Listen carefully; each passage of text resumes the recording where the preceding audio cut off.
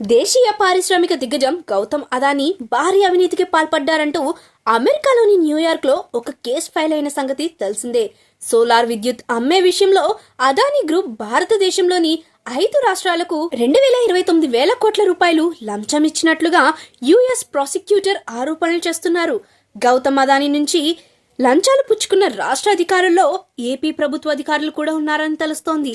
ముఖ్యంగా జగన్ లంచాలు తీసుకున్నారంటూ లంచాల కేసు పత్రాల్లో యుఎస్ ప్రాసిక్యూటర్ స్పష్టంగా పేర్కొన్నారు. యుఎస్ ఎస్ఈసి కంప్లైంట్ లో జగన్ ను ఫారెన్ అఫీషియల్ నెంబర్ 1 గా పిలిచారు. US securities and exchange commission చేసిన ఫిర్యాదు ప్రకారం 2021 ఆగస్టులో సౌర విద్యుత్ ఒప్పందాలపై చర్చించేందుకు గౌతమ్ అదానీ అప్పటి ఏపీ సీఎం వైఎస్ జగన్మోహన్ రెడ్డిని కలిశారు.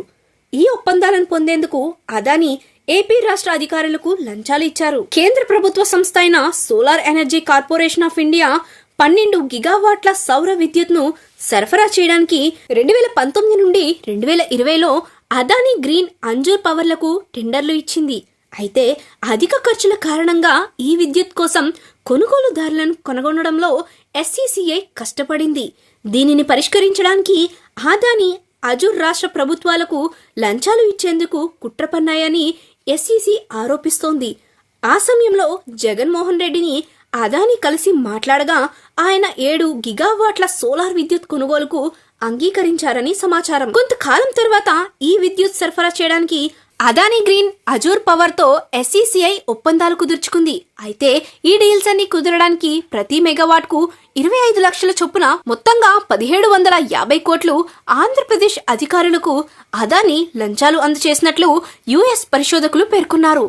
ఇందులో అజూర్ షేర్ 583 కోట్లు. అజూర్ తర్వాత దాని ఒప్పందాలను ఎస్ఈసిఐకి తిరిగిచ్చింది. అలా అదానీనే ఈ పూర్తి కాంట్రాక్ట్ ను హ్యాండ్ ఓవర్ చేసుకున్నారు. ఈ సోలార్ విద్యుత్ విక్రయ ఒప్పందం పిఎస్ఏ 2021 డిసెంబర్ 1న ఆంధ్రప్రదేశ్ విద్యుత్ పంపిణీ సంస్థలు ఎస్ఈసిఐ మధ్య కుదుర్చుకోవడం జరిగింది. ఈ ఒప్పందంలో 2024లో 3 గిగావాట్లు, 2025లో మరో 3 గిగావాట్లు, 2026లో 1 గిగావాట్, ఇలా మొత్తం 3 దశల్లో 7 గిగావాట్ విద్యుత్ సరఫరా చేస్తామని తెలిపారు.